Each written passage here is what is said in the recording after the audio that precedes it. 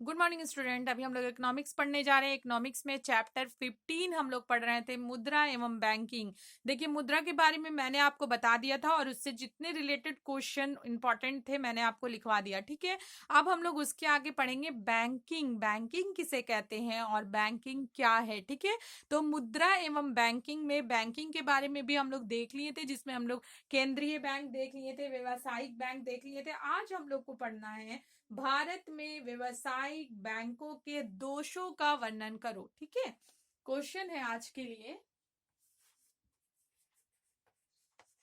भारत में व्यवसायिक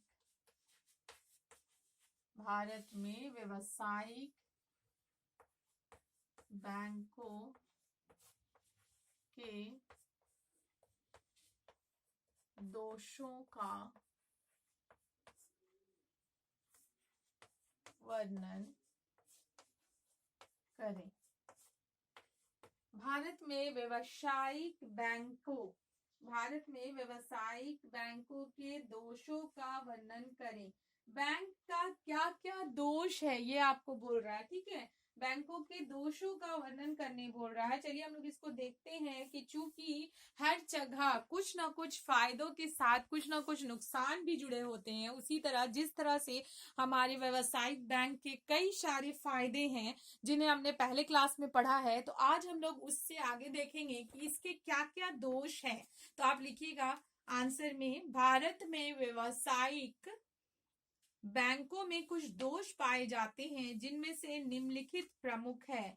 भारत में व्यवसायिक बैंकों के कुछ दोष पाए जाते हैं जिनमें निम्नलिखित प्रमुख है। सबसे पहला जो दोष है वो है निजी लाभदायकता, लो प्रॉफिटेबिलिटी। भारत में बैंकों की लाभदायकता बहुत ही नीची है। ऋणों के लेन देन में भ्रष्टाचार, धोखाधड़ी, धन का दुरुपयोग अथवा गबन, कार्यकारी लागतों में वृद्धि आदि के चलते बैंकों की लाभदायकता बहुत ही कम हो जाती है। ठीक है, सबसे पहला क्या होता है, सबसे पहला जो मेन इंपॉर्टेंट दोष इसके अंतर्गत है वो है निजी लाभदायकता। निजी लाभ के लिए इसमें बहुत सारे करप्शन जुड़ जाते हैं। भारत में बैंकों की लाभदायकता बहुत ही नीची है।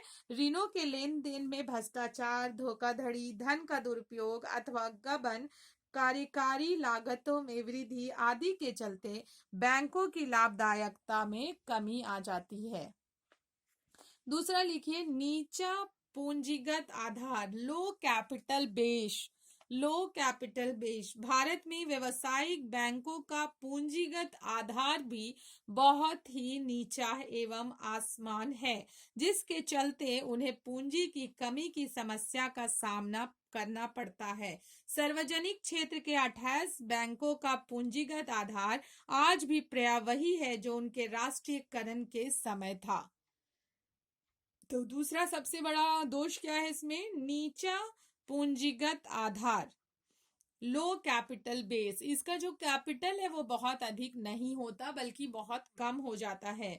भारत में व्यवसायिक बैंकों का पूंजीगत आधार भी बहुत ही नीचा एवं असमान है, जिसके चलते उन्हें पूंजी की कमी की समस्या का सामना करना पड़ता है।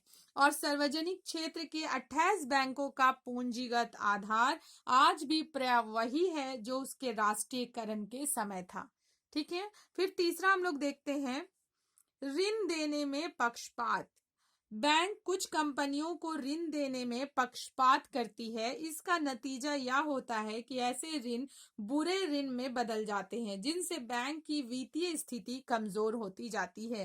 देखिए, ऋण देने में पक्षपात का मतलब होता है कि जैसे जिसके रिलेटिव बैंक्स में ऊंचे हायर पोस्ट पे है, वो लोग अपनी कंपनियों को या अपने रिलेटिव के कंपनियों को ऋण दिलाने में पूरी मेहनत करते हैं और ऐसे लोगों को ऋण दिला दिया जाता है जिससे वो ऋण बैड ऋण में बदल जाता है, मतलब बैड डेब्ट्स हो जाता है, वो पैसा रिकवरी नहीं हो पाता, तो उससे भी बैंक को बहुत बड़ा नुकसान हो जाता है। तो बैंक में ऋण देने में बहुत बड़ा पक्षपात है। फिर हम लोग देखते हैं 4 नंबर है चिट्ठी की गलत प्रस्तुति, wrong presentation of balance sheet.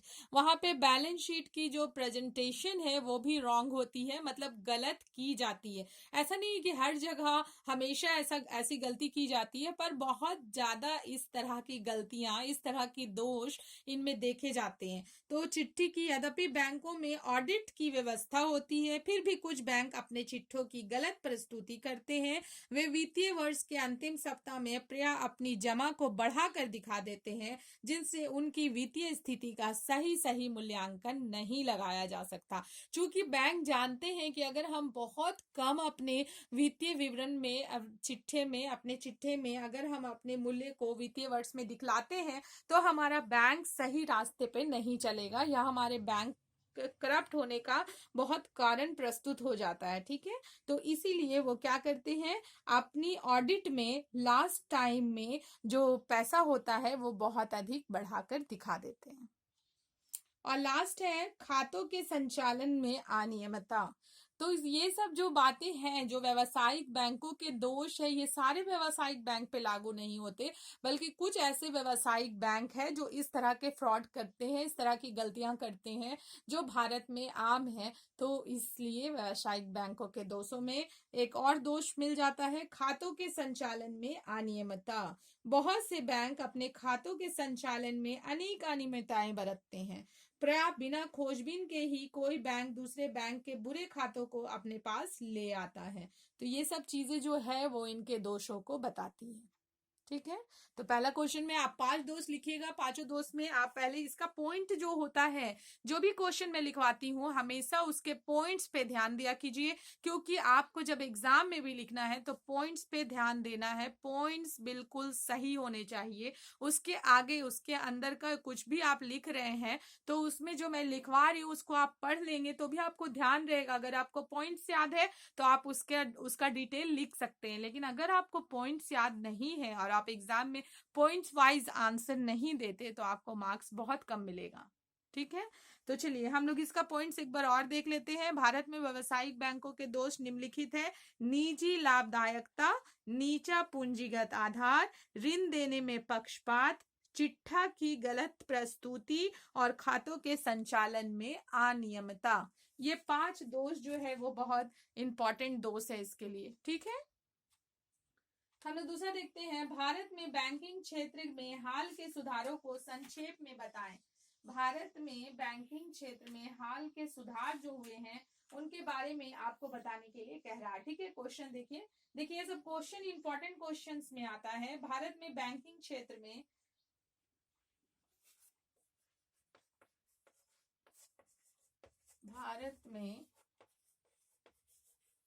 Banking क्षेत्र में हाल में हुए सुधारों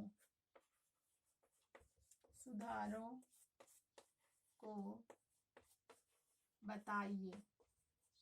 हाल में अगर बैंकिंग क्षेत्र में कुछ सुधार किए गए हैं तो उनके बारे में आपसे क्वेश्चन किया जा रहा है। ठीक है, तो चलिए हम लोग देखते हैं हाल में बैंकिंग में क्या क्या सुधार किए गए हैं। आप लिखिएगा, नरसिंहम समिति के विरुद्ध दी गई अनेक आलोचनाओं के बावजूद भारत सरकार ने समिति की अधिकांश सिफारिशों को स्वीकार कर लिया और बैंकिंग क्षेत्र में सुधार के लिए उनको कार्यान्वित करने के लिए कई कदम उठाए गए, जिसमें से अग्रलिखित प्रमुख है। तो आप यहाँ पे थोड़ा सा लिखेंगे कि नरसिम्हा समिति के विरुद्ध दी गई अनेक आलोचनाओं के बावजूद भारत सरकार ने समिति की अधिकांश सिफारिशों को स्वीकार कर लिया और स्वीकार करने के बाद बैंकिंग क्षेत्र में सुधार करने के लिए उनको कार्यान्वित करने के लिए कई कदम उठाए गए हैं, जिनमें से पहला कदम है बैंकों के कानूनी तरलता अनुपात में कमी। बैंकों के कानूनी तरलता अनुपात को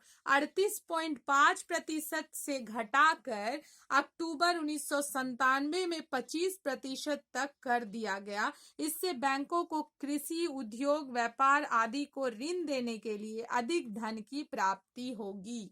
ठीक है, सबसे पहला हो गया बैंकों के कानूनी तरलता अनुपात में कमी कर दी गई। दूसरा, नगद कोष अनुपात में कमी। रिजर्व बैंक ने बैंकों के नगद कोष अनुपात को विभिन्न चरणों में 15% से घटाकर नवंबर 2007 में 5.5% कर दिया। इसमें भी बैंकों को ऋण में वृद्धि करने के लिए अतिरिक्त रकम उपलब्ध होगी। देखिए, 15% से घटाकर कितना कर दिया गया, 5.5% कर दिया गया। चूंकि 5.5% कर दिया गया तो इससे बैंक को अधिक लाभ मिल सकता है। ठीक है, फिर तीसरा देखिए, विवेकपूर्ण लेखांकन सिद्धांत। बैंकिंग व्यवस्था में सुधार के लिए रिजर्व बैंक ने विवेकपूर्ण लेखांकन सिद्धांत का प्रारंभ किया। इसका मुख्य उद्देश्य संपत्तियों का विवेकपूर्ण वर्गीकरण करना तथा बैंकों के बुरे ऋणों के लिए प्रावधान करना, ताकि बैंकों की वित्तीय स्थिति का सही पता लगाया जा सके। मतलब कि ये नहीं कि बैंक अपनी वित्तीय व्यवस्था को हमसे छुपा ले, सरकार से छुपा ले। सरकार चाहता है कि उसकी वित्तीय व्यवस्था का पूर्ण और सही पता लगाया जा सके। ठीक है, फोर्थ नंबर देखिए, पूंजी पर्याप्तता सिद्धांत। बैंकों में जोखिम को कम करने के लिए रिजर्व बैंक ने 1992 में पूंजी पर्याप्तता सिद्धांत 8% निश्चित किया, जिसे बैंकों को 3 सालों के अंतराल में पूरा करना था। ठीक है, बैंकों में जोखिम को कम करने के लिए रिजर्व बैंक ने 1992 में पूंजी पर्याप्तता सिद्धांत 8% निश्चित किया, जिसे बैंकों को 3 सालों के अंतर्गत पूरा करना था। मार्च 1996 तथा सार्वजनिक क्षेत्र के सभी बैंकों ने जोखिमपूर्ण संपत्ति से पूंजी के 8% अनुपात को प्राप्त कर लिया था। और 5 नंबर में है पूंजी बाजार में पहुंच। भारत सरकार ने बैंकिंग कंपनीज एक्ट में संशोधन कर राष्ट्रीयकृत बैंकों को पूंजी बाजार में जाकर सार्वजनिक निगमों द्वारा पूंजी प्राप्त करने की अनुमति दे दी।